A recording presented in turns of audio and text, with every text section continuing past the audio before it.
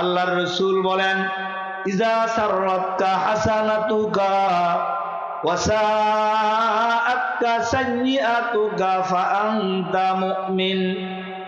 আল্লাহর রাসূল বলেন, দুনিয়ার সবকিছু মাপার যন্ত্র আছে বাবা। রক্তের গ্রুপ মাপলে তুমি বলতে পারো তোমার কোন রক্তের গ্রুপ। ডায়াবেটিস পরীক্ষা করলে রক্তে বলে দেয় তোমার ডায়াবেটিস কত। মাপার যন্ত্র আছে। আল্লাহর রাসূল আপনার আমার ঈমানটাও মাপার যন্ত্র দিয়ে গেছেন। মুমিন, তুমি তোমার ঈমানটা দাড়িপাল্লায় উঠায় দেখো।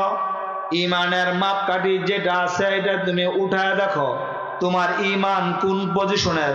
আল্লাহর রাসূল ঈমানের মাপকাঠি আপনাকে আমাকে জানায় গেছেন। হে মুমিন, হে উম্মতেরা, তোমরা তোমাদের ঈমানকে মেপে দেখো কোন পজিশনে তোমাদের ঈমান। আল্লাহর রাসূল বলেন, ইজা সাররাতকা হাসানাতুকা ওয়া সাআতকা সাইয়্যাতুকা ফাআনতা মুমিন।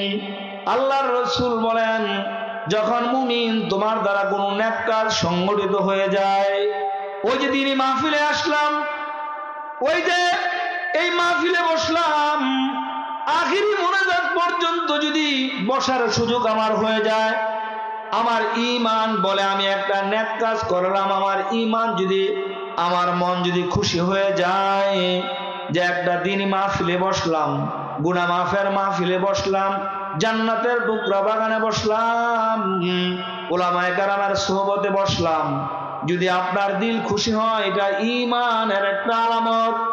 আর রাসূল বলেন, ওয়া সাআতকা সাইয়্যাতুকা ফাআনতা মুমিন।